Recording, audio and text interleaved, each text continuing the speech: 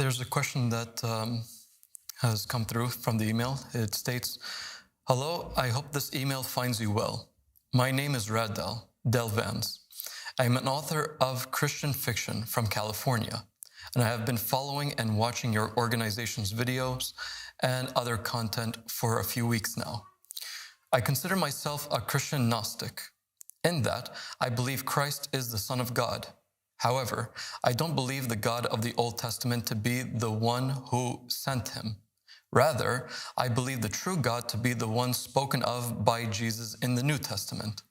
In this regard, I believe many esoteric faiths, such as Gnosticism, can help fill in many of the gaps left in Christianity.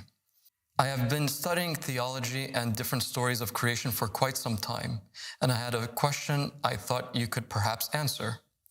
There's a hypothesis that all or some of the humans on earth are incarnations of the fallen angels, that because there was no path to redemption for the angels that turned away from God to join Lucifer, that they were given the option of being born again after Christ's resurrection. By forsaking their divine status and power, they could have their egos and sins destroyed and be remade in God's image as a human, thus gaining a second chance and a path back to God. Would your religion agree with that hypothesis? What is your church's teachings on the fate of the fallen angels as is pertained to the end times? Thanks so much for your time, Radal." God bless you, and thank you for your question. And I think that it's excellent that you are taking the wisdom that's available in the Gnostic texts and the apocryphal writings, because we know that Amir al-Mu'mineen, Imam Ali ibn Abi Talib alayhi salam, said that most of the truth is found in that which the people deny. And certainly these texts are largely denied and rejected by the mainstream body of Christians and Muslims and Jews.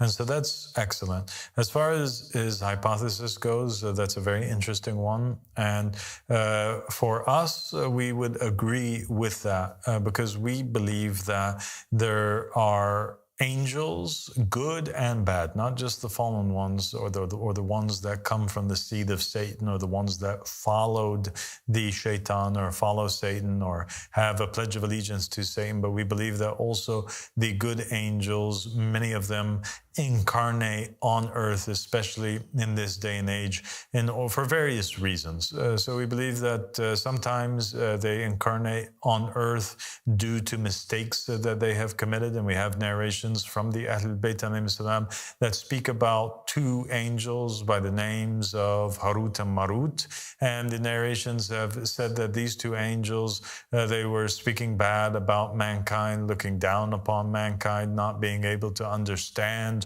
why mankind is disobeying God. They thought themselves to be better, and in order that God may teach them a lesson, he caused them to come down and incarnate in human form. And so they had to wear these bodily, human suits, and they were bound by all of the types of desires and fitnas and tests and tribulations that human beings have to endure during their life. And during the course of the test, the narration describes that they fall into the mistake of getting drunk, they fall into the mistake of committing adultery, and they also fall into the mistake of committing murder, thus proving that the task of being a human being is not an easy one, and that human beings that are born have in them two aspects: an animalistic aspect, which is the desires and the urges of the self, and they also have a heavenly aspect of divine wisdom. And whoever's divine wisdom or their soul is able to overcome their desires or their self, then they are better than the angels, just like Adam was.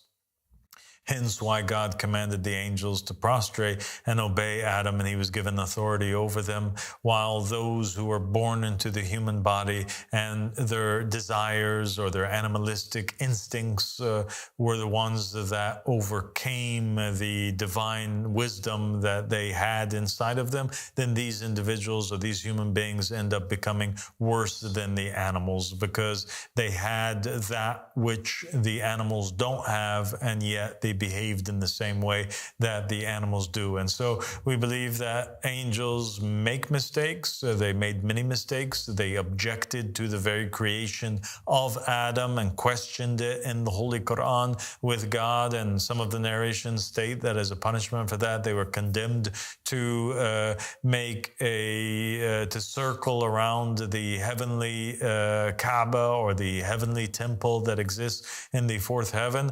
And many of them have incarnated into the earth as part of their natural progression or advancement, because if you're an angel, your free will is somewhat limited, as to where if you're a human being, you have absolute free will according to other narrations. And we believe that the traditions of Muhammad and the family of Muhammad, the hadiths, make it very clear that Iblis and all of his companions incarnate on earth. They've had many incarnations, and the narrations state that in the time of the Qa'im, they will incarnate as religious scholars and leaders that are attempting to mislead people from the truth, that the shayateen, these fallen angels, actually incarnate and become scholars, imams in mosques, readers of the Quran, people that teach the narration and the history of the Prophet Muhammad.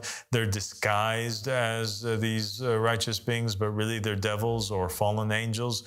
We also know that many of the rulers of the world that are appointed as kings, that these are actual incarnations of fallen angels. And we see the episode in the New Testament of the temptation of Jesus Christ, where the devil gives him an opportunity to be like those other rulers, to be given authority by Satan as proof that he is the one who appoints his close ones, the fallen angels, as rulers and leaders over the earth. And we have explicit words from the Imani of the family of Muhammad, Imam Ahmed al-Hassan alayhi salam, in which he says that, for example, one of the fallen angels was an angel by the name of Sharsharan, and he's a very close devil associate of Lucifer or Iblis, and that this individual, this fallen angel, incarnated in the form of George W. Bush.